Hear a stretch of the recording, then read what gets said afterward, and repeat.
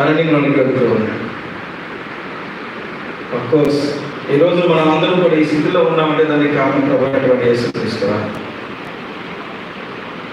కాబట్టి ఆ యేసుక్రీస్తు వారు మనకు అప్పగించిన పరిచర్య సంపూర్ణంగా నెరవేర్చే విషయంలో we have to follow the strategy of our Lord Jesus Christ. యేసు ప్రభు యొక్క స్ట్రాటజీనే మనం ఫాలో అవ్వాలి. ఆయన వద్దకు వస్తూ ఉంటే ఆయన అరణ్యంలోకి వెళ్తున్నాడంట.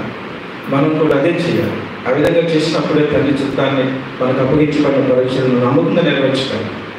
So Christmas is a season to realize the reason of our ministry and to revive ourselves. దేవునికి స్తోత్రం కలుగుగాక. స్వచ్ఛమైన వర్తమానం అందించేటువంటి దైవజనులు ప్రత్యేకమైన ధన్యవాదాలు తెలియజేస్తున్నాను. శక్తి కలిగి ప్రతి ఒక్కరు కూడా తల్లినారా ఇంకా నాయన ఘనమైన పరిచర్య చేయడానికి కావలసిన కృపను అనుగ్రహించండి నాయన. వాక్యానుసారమైన జీవితము మొక్కాళ్ళకు దయచేయండి. నజరేయుడైన యేసు నామములో అడిగి వేడుకుంటున్నాము తండ్రి. ఆమేన్. ప్రార్థించిన తెలియజేస్తున్నాను. మరి సమయంలో కోర్ కమిటీ కూడా వేదికలకు వచ్చినట్లయితే కార్యక్రమం నిర్వహిద్దాం.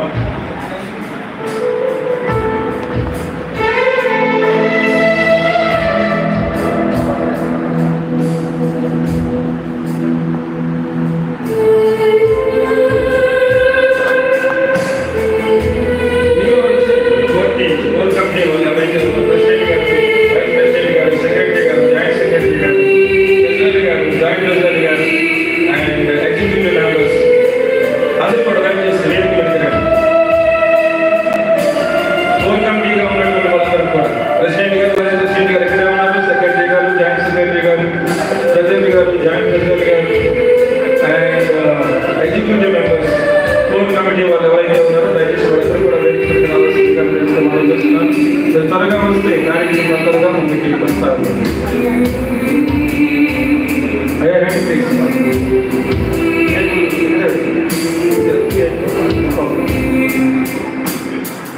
ఎక్కడికి కేక్ వచ్చేసాయి అందరూ కూడా కేక్ వేదిక కూడా అందరూ కేక్ కటింగ్ కార్యక్రమం వెళ్దాం.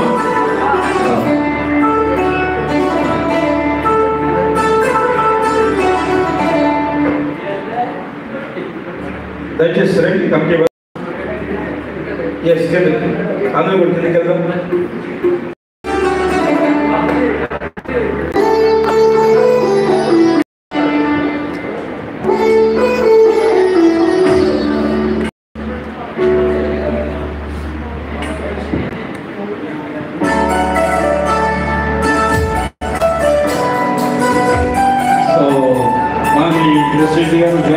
గారు వారు కూడా ఎదురు రావాల్సిందిగా ప్రేమతో ఆహ్వానిస్తున్నాం. ఎస్ వి యోహాన్ గారు ప్లీజ్ కమ్.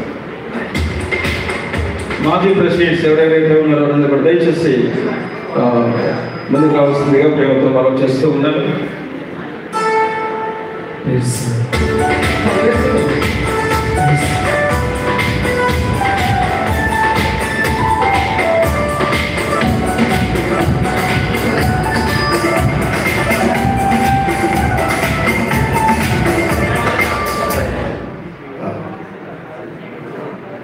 సేవకులు జాన్ ప్రసాద్ గారు ప్రార్థన చేస్తున్నారు. ప్రార్థన చేసుకుందాం. ఒకసారి అందరూ లేచి నిలబడి, ప్రతి ఒక్కరు కూడా లేచి నిలబడి ఎంతవరకు ఈ యొక్క అనేక సంవత్సరాల నుండి అన్నవారి మండలంలో దైవ సేవకుల యొక్క సమైక్యను దేవుడు దిగ్విజయంగా ప్రభు జరిగిస్తూ ఉన్నారు. సర్వగత మహిమ ప్రభావాలు యేసయ్యకే చెందునుగాక.